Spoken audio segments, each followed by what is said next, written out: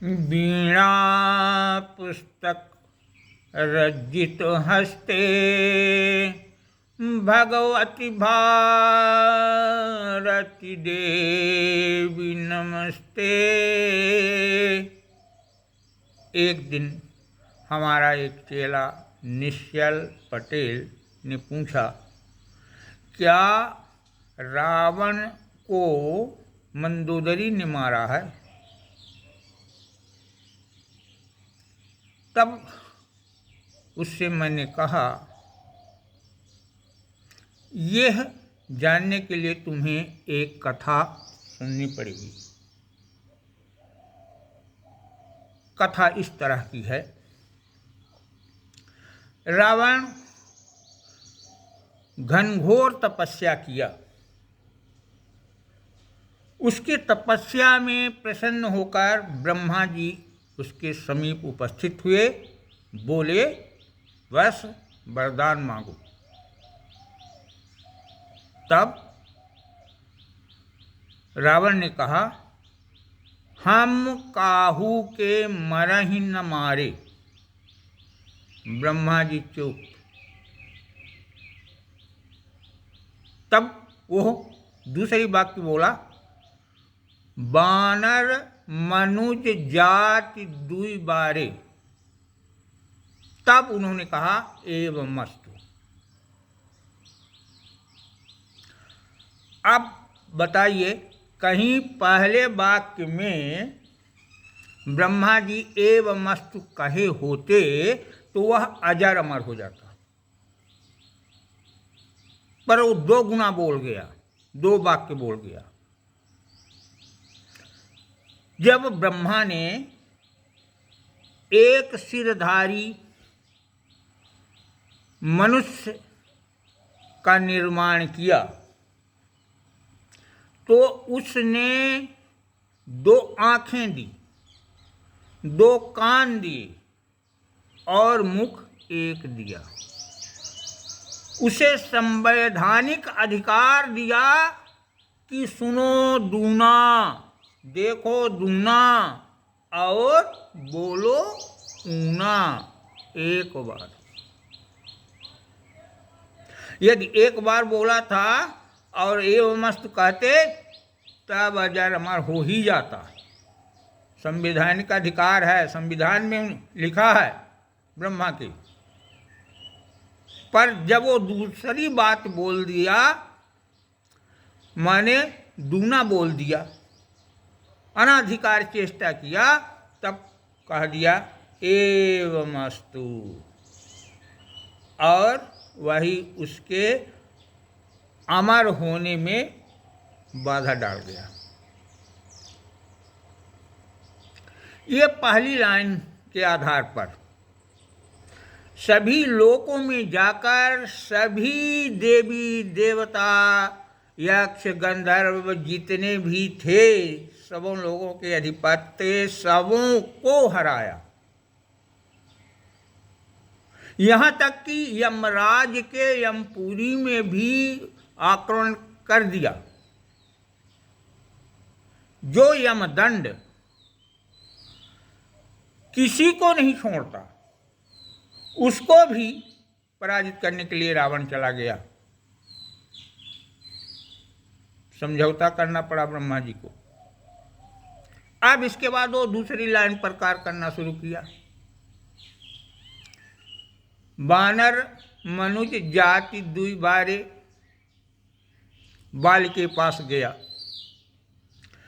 मनुष्यों में राजाओं में जो श्रेष्ठ राजाएं थे उनको हराया। ऋषि मुनियों को जो तपस्या बेचारे करते थे उनको मारता पीटता, दुर्गत करता। एक ऋषि तपस्या कर रहे थे, वो जाकर उनके ऊपर प्रहार किया।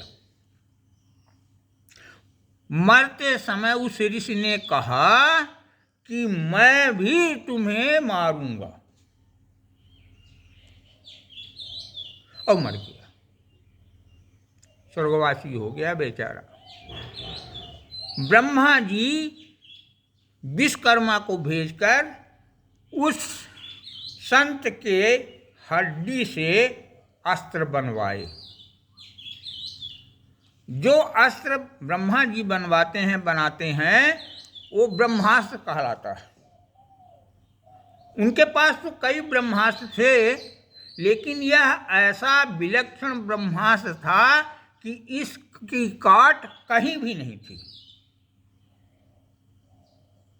रावण पुनः ब्रह्मा जी की तपस्या करता है, उन्हें प्रसन्न कर लेता है। ब्रह्मा जी आते हैं, पूछते हैं क्या चाहिए।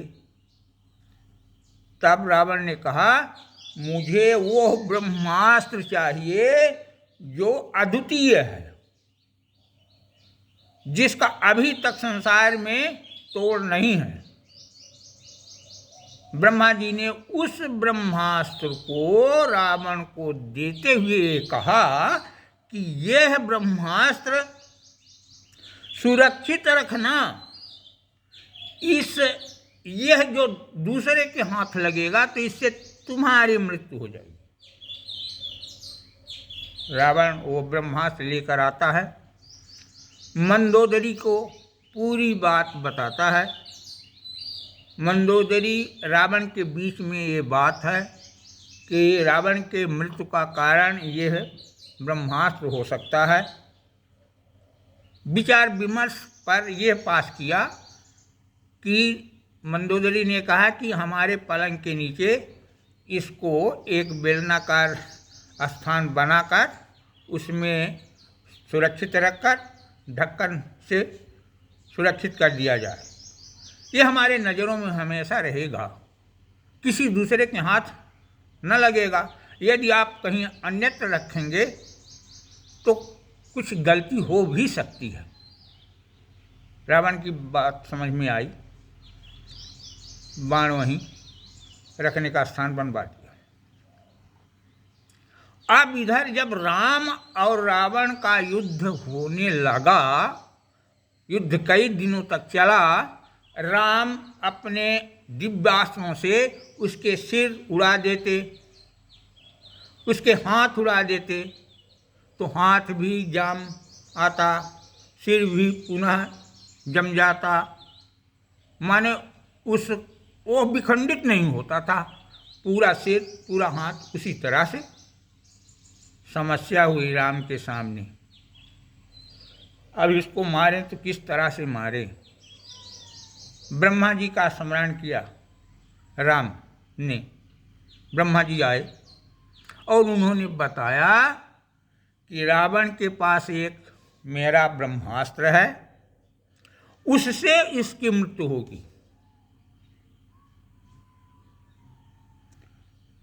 बात तो मालूम हुई, पर यह कार्य कैसे हो, वो बाण किस तरह से हमारे पास आए, इस पर वो विचार करने लगे। राम जी के इस विचार को हनुमान जी समझे। हनुमान जी ने कहा कि यह कार्य मैं करूँगा।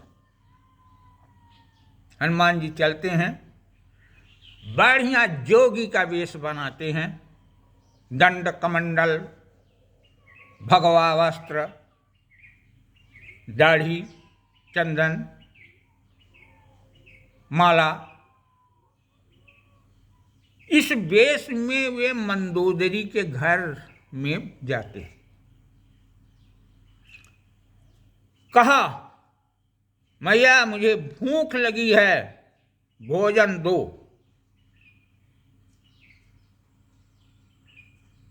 मंदोदरी ब्राह्मण भक्त थी, उसने इन महात्मा जी को भोजन कराया। भोजन करने के बाद महात्मा प्रसन्न हो गए और उन्होंने उससे कहा कि रावण के पास ब्रह्मा का दिया हुआ एक ब्रह्मास्त्र है, उसको सुरक्षित रखना है। इस समय जो रावण और राम जी का युद्ध हो रहा है, वो बाण सुरक्षित रहना चाहिए। यदि वो बाण सुरक्षित है तो राम रावण को पराजित नहीं कर सकते। मंदोदरी के मुख से निकल गया कि वो महाराज जी वो तो सुरक्षित है, हमारे पलंग के नीचे सुरक्षित है, मैं उसकी रोज पूजा करती हूँ। बात हनुमान जी के समझ में आई। वहाँ से महाराज जी चल पड़े विदा होकर मंदोदरी से, और फिर सूक्ष्म रूप धारण कर उसके पलंग के पास गए और उस बाण को निकाल कर रामादल में चले आए, राम जी को समर्पित कर दिया। उसी तपस्वी के अस्थि से बना हुआ वो ब्रह्मास्त्र जिस ने ये कहा था कि मेरे द्वारा ही तेरी मृत्यु होगी, उसी बाण का संधान किया राम ने, तब रावण की मृत्यु हो गई। तो कहो मंदोदरी कारण बनी मृत्यु की। यदि मंदोदरी यह बात हनुमान जी महात्मा से न कही होती तो बाण सुलभ न होता जिससे उसकी मृत्यु होनी थी, तो कारण तो मंदोदरी बनी। कहा जा सकता है कि मंदोदरी ने रावण को मारा, है ना। बात समझ में आई कि नहीं आई?